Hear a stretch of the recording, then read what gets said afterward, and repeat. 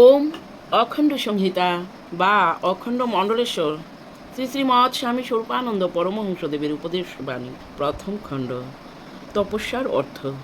শ্রী শ্রী বাবামণি বলিতে লাগিলেন, অবশ্য তপস্যা বলতে শুধু মালা জপই বুঝাচ্ছি না, মালা জপ করারও প্রয়োজন পড়বে, ধ্যান ধারণারও আবশ্যকতা হবে।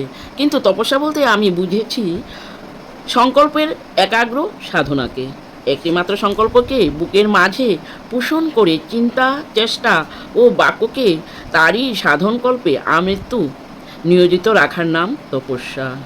সংকল্পের সফলতায় কিছুমাত্র অবিশ্বাসী না হয়ে, একদিনের জন্য আস্থাহীন না হয়ে, মুহূর্তের জন্য না টলে সমপ্রযত্নে সমান সাহসে আগাগোড়া তাতে লেগে থাকার নাম তপস্যা। লোকনিন্দাতে না ব্যস্ত হয়ে, যশবৃদ্ধিতে না ভুলে, নির্যাতনকে না গ্রাহ্য করে, মৃত্যুদণ্ডকে না ভয় করে সংকল্পের সাধনায় লেগে থাকার নাম তপস্যা। হরি ওম।